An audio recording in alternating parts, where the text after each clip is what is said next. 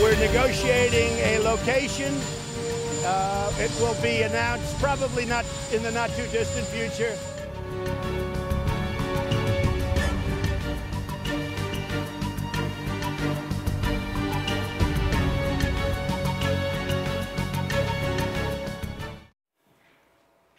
김정은 북한 국무위원장의 네 번째 중국 방문, 2차 북미 정상회담이 임박한 상황에서 이른바 혈맹 관계인 북한과 중국이 사전 조율하려는 목적이 크다는 해석이 지배적입니다. 하지만 이번 방문의 의미를 단순히 북미 정상회담 대비용으로 한정시키기보다는 좀 더 큰 틀에서 바라봐야 한다는 목소리도 나오고 있는데요. 통일연구원 홍민 북한연구실장으로부터 자세한 정세 분석 들어보겠습니다. 어서 오세요. 네, 안녕하세요. 네.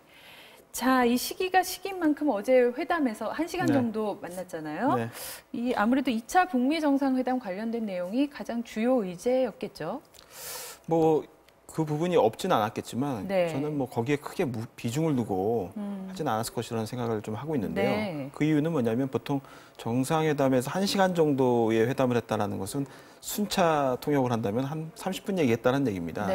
거기에서 서로 인사말을 교환하고 당대당 외교를 복원한 부분에 대해서 서로 어떤 방식으로 향후 할지에 대해서 좀 이야기를 나누는데 한 10분에서 15분 얘기하고 사실상 북미 정상회담과 관련해서 얘기할 수 있는 아마 시간은 길어야 5분에서 한 10분 정도가 될 가능성이 높습니다. 그 내용들은 아마 북한이 북미 정상회담을 앞두고 또는 북미 협상의 뭐 재개를 바로 앞둔 시점에서 자신이 어떤 입장을 견지하고 있는지를 가장 원론적인 수준에서 아마 설명하는 수준에서 아마 그 얘기가 끝났을 가능성이 높습니다.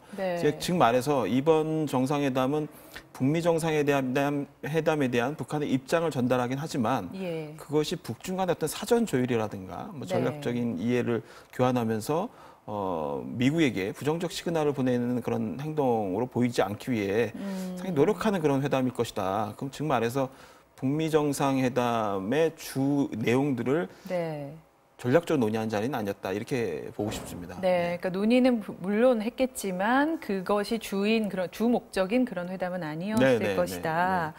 그러면 올해가 이제 북중 수교 70주년인데 북한이나 중국이나 다 이런 행사들을 상당히 중요하게 챙기는 편이잖아요. 그래서 어제 만찬도 이제 성대하게 벌어졌는데 그렇다고 본다면 이 북한하고 중국 어떤 혈맹 관계라고 부를 수 있을 정도의 특수한 우호 관계가 장기적으로 지금 지속되고 있는 관계다 이렇게 볼 수 있는 거죠.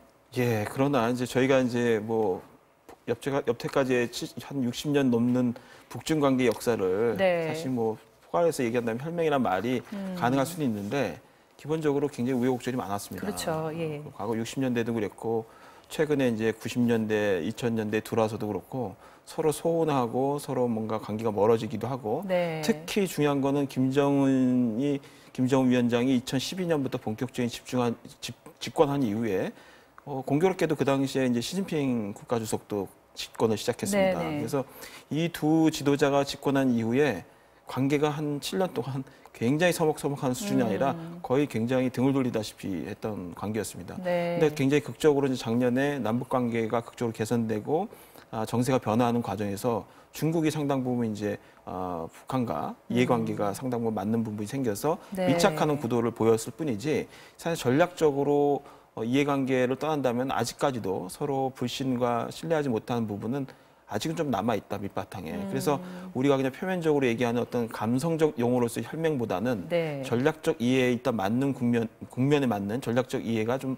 중심이 되고 있는 지금 현재 관계가 적절한 표현이라고 그렇게 생각합니다. 그래서 어제 이제 뭐 그 회담, 만찬 이런 뉴스가 많이 나오는데 또 주목된 그 뉴스가 중국 외교부가 어제 오후 공식 브리핑에서 한 발언이에요. 중국이 한반도 문제의 변수가 되는 것은 불가능하다라고 했는데 이 발언은 어떻게 봐야 되는 겁니까? 굉장히 중국 입장으로서는 자신이 뭔가 한반도 문제에 지나치게 부정적으로 개입해서 북미 협상 구도를 해치거나 뭐 북미 협상 구도에 어떤 자신의 영향력을 개입시키려고 과도하게 뭔가 영향을 미치고 있다라는 것을 피하고 싶어하는 것이 기본적인 자세인 것 같습니다. 그래서 대변인이 뭐 이 정도까지 얘기할 정도면은 굉장히 적극적으로 자신이 여기에 뭐 좋은 기능을 하고 좋은 어떤 순기능을 하고 싶지 부정적인 역할을 하고 싶지 않다라는 걸 강력하게 표현하려고 했던 부분이 아닌가 싶습니다. 상당히 조심스러운 접근이다 그렇죠. 이런 느낌이 드는데 이 현재 전개되는 상황을 종합해 보면 2차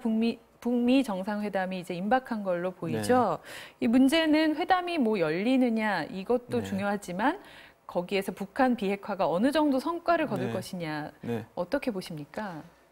일단 작년 한 해 동안 특히 이제 6.12 북미 정상회담 이후에 거의 6개월 넘는 시간 동안에 진전이 없었어요, 북미 간에. 그렇죠. 그러니까 합의 이후에 뭔가 이행을 두고서 거의 접점을 못 찾는 그런 국면이었는데, 근데 그럼에도 불구하고 이 시간이 무의미하진 않았다. 왜냐하면 이 시간 동안에 양측이 원하는 것들을 상당 부분 이해하는 그런 대화는 계속 해왔고 물밑 접촉도 해왔죠. 그렇기 때문에 서로가 이제 원하는 부분에 대해서는 확실하게 교환 구도는 알고 있다. 그게 굉장히 중요합니다. 그래서 인식에서 뭔가 간격이 좁혀지지 않으면은 뭐 대화해도 문제가 계속 발생할 수밖에 없는데 지금은 그런 인식차를 확연하게 알고 있다라는 것이고 그 인식차를 서로 이제 확인하는 과정에 한국의 역할이 굉장히 중요했죠. 중재자라는 것이 단순히 말만 전달하는 의미가 아니라 그런 차이를 서로 계속 설명해 주는 부분들도 굉장히 중요하거든요. 이제 그런 차이를 인식했다는 것, 그리고 사실 큰 구도로 보면은 미국 역시도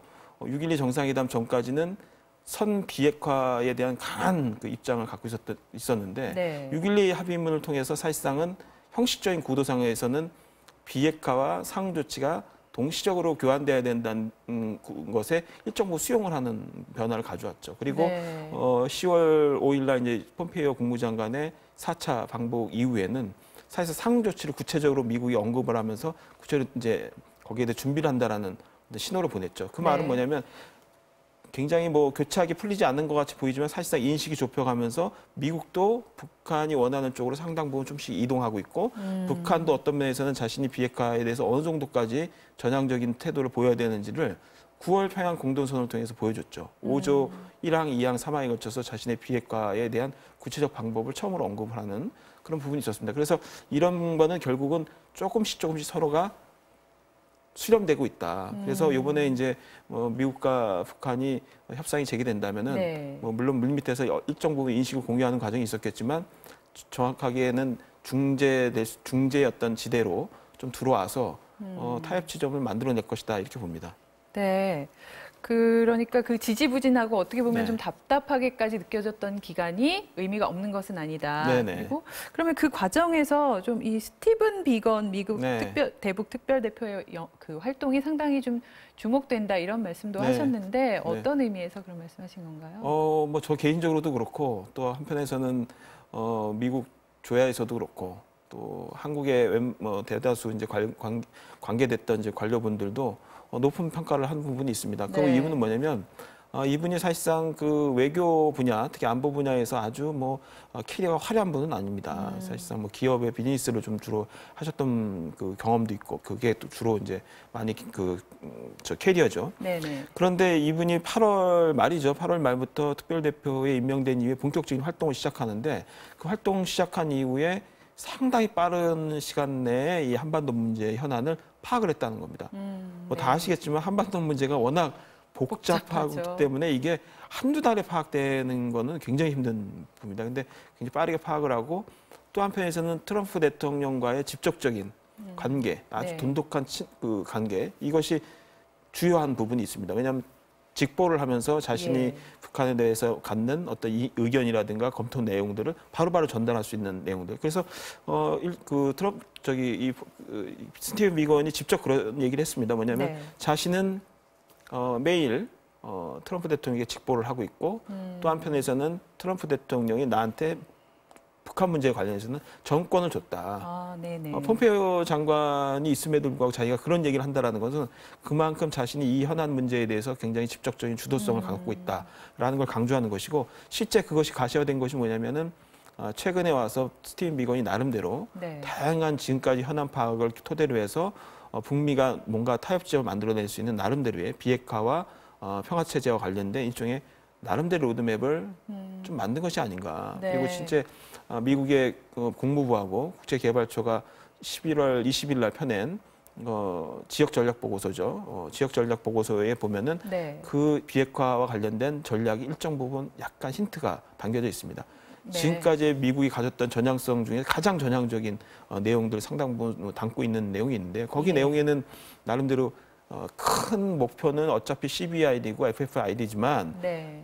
전체 과정을 다 계획할 수 없다라면은 작은 것부터 하나씩 현실 가능한 수준부터 마련해서 가자라는 아주 현실적인 방법 그리고 북한이 원했던 동시적 단계적인 방법을 많이 수용하고 있다. 이게 스티븐 비건의 역할이 상당히 크다고 볼 수 있는 부분이죠. 네. 자, 이 비핵화가 얼마나 걸릴 것이냐. 사실 대부분 전문가분들은 수십 년 걸릴 것이다. 이런 관측이 많은 것 같아요. 하지만 또 불과 1년 전만 떠올려봐도 트럼프 대통령과 김정은 위원장이 뭐 누구 핵 버튼이 더 크냐 뭐 이런 논란과 또 이런 심각한 상황까지 갔던 걸 생각하면 그 이후에 상황이 급 반전됐단 말이죠. 그러다 보니까 이게 또 북미가 대승적으로 뭔가 합의를 하면 갑자기 비핵화 시계가 확 당겨지는 거 아니야? 이런 기대감도 사실 있는데 이런 부분들은 어떻게 보세요? 예, 맞습니다. 지금 말씀하신 것처럼 비핵화라는 것은 우리가 그 두 개로 구분해서 좀 봐야 됩니다. 하나는 아주 정말 순수한 기술적 시간이라는 게 있습니다. 기술적 시간이라는 것은 북한의 그 방대한 핵시설, 핵물질, 핵무기 이 모든 것을 기술적으로 진짜 파괴해 가는 과정들이 폐기해 가는 과정이 얼마나 걸릴지를 아주 기술적인 과정으로만 보는 시간입니다. 이거는 뭐 가장 유명했던 뭐 지그피트 해커 박사 같은 경우는 10년에서 15년까지를 얘기를 하고 있습니다. 그만큼 긴 시간을 요한다는 것이죠.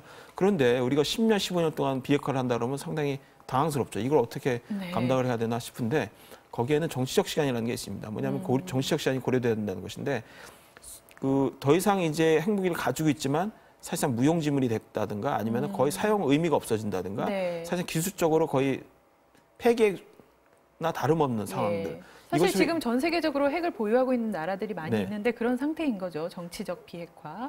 그렇죠. 정치적 비핵화 있는데 이제 기술적 비핵화까지 포함시킨다면은 사실상 무기를 가지고 있지만 그것이 중요 부품들을 뜯어낸 상태라 가지고 거의 가동 의미가 없는 뭐 이런 상황들. 그래서 이게 소위 말해서 비가역성에 돌입했다라고 얘기를 하거든요. 이게 트럼프 대통령 뭐 20포인트, 30포인트 이런 얘기를 했는데 정치적 시간은 바로 이 비가역성의 시간, 돌입 시간을 얼마나 빨리 할 수 있느냐가 중요한 거죠. 끝은 결국은 10년, 15년 걸리더라도 비가역성에 돌입하는 시간이 빨라진다는 것은 정치적으로 그만큼 뭔가 거기에 대해서 보다 많은 동력을 확보하게끔 한다는 것인데 그것은 충분히 남북미가 할 수 있는 부분이라고 보는 거죠. 그렇게 된다면 최소한 비가역성을 1년, 짧으면 뭐 2년 이렇게 확보할 수 있는 건 충분히 한다 이거죠. 자, 이 또 북미 현안과 관련해서 사실상 이 트럼프 대통령의 행보가 어떻게 될 것이냐 이 부분도 어떤 하나의 중요한 변수가 될 텐데 좀 어떤 행보를 보일 거라고 전망하십니까? 저는 트럼프 대통령이 최근 뭐 변칙적이거나 약간 돌출적인 행동 이런 것을 가지고 불안정하다고 얘기하지만 대북 정책에 있어서만큼은 그 취임 이후에 이렇게 일관된 모습을 보였던 대통령이 있을까라고 생각이 들 정도입니다. 과거에 이제 미국의 대통령들은 미국 정책에 있어서 일관된 부분도 있었지만 대체적으로 임기 내에 굴곡들이 상당 부분 있었습니다. 그러나 트럼프 대통령은 초반에 상당 부분 강경하게 로켓맨까지 얘기하면서 했지만 사실상 그 기조 밑에는 항상 어떤 형태든 간에 북한을 변화시켜서 대화로 끌어내겠다는 의지는 분명히 있었던 것이죠. 그리고 자신이 거래를 한다면은 딜을 한다면 자신 있는 상대다라고 생각을 했던 부분이 있죠. 그것이 계속 일관되게 지켜왔다는 부분에 있어서는 대북 문제에 있어서는 놓치고 싶지 않은 성과일 것이다. 그래서 올 1월 말부터 이제 본격적으로 하원, 상원, 의회가 가동되면서 지금까지 해왔던 트럼프 대통령의 대북 정책 전반에 대한 재검토를 아마 아마 움직임이 있습니다. 또 가시적인 성과를 보여야 될 시점이 지금 이제 된 거죠. 그러니까 최소한 1월 안에는 못하더라도 2월 중에는 뭔가 북미 정상회담을 통해서 가시화해야 되는 그런 부분이 있는 거죠. 자, 이 북미 정상회담 장소도 지금 많은 관심을 모으고 있는데 어디가 제일 유력하다고 보세요? 뭐 저는 작년 11월 말 12월 초에 각각 북한의 이용호 외무상이 베트남을 방문한 부분, 그다음에 램버트죠. 그 마크 램버트라고 미 국무부 동아태 부차관보 대행이었죠. 마크 램버트가 12월 14일 경에 또 바로 직후에 이제 베트남을 방문했는데 이 두 사람들의 행보가 아주 묘하게 일치되는 국면이 있습니다. 뭐냐면 북미 정상회담의 날짜들이 막 논의되고 있을 시점에 이렇게 방문했기 때문에 상당 부분 이 베트남에 대해서 유력한 후보로 아마 살펴보려고 했던 것이 아닌가라고 싶은데 베트남이 갖는 의미가 다른 후보지하고는 좀 경쟁이 안 될 정도로 굉장히 좋은 부분이 있습니다. 왜냐하면 일단 미국과 전쟁을 치렀던 국가고 평화협정을 맺었습니다. 그리고 관계 정상화하고 나름대로 무역과 여러 가지 경제적인 관계를 정상화했죠. 그리고 실제 개혁 개방의 길을 갔고 그리고 북한과 미국이 각각 대사관을 두고 있는 그리고 북한 같은 경우는 그 대사관이 굉장히 활발하게 움직이는 또 대사관입니다. 그래서 아마도 의전과 경호, 그다음에 상징성, 정치적 의미 여러 가지 포함한다면 사실 다른 후보지는 좀 상대가 좀 안 될 정도이죠. 예, 자 오늘 말씀은 여기까지 듣겠습니다. 자 지금까지 통일연구원 홍민 박사였고요. 오늘 말씀 감사합니다. 네, 감사합니다.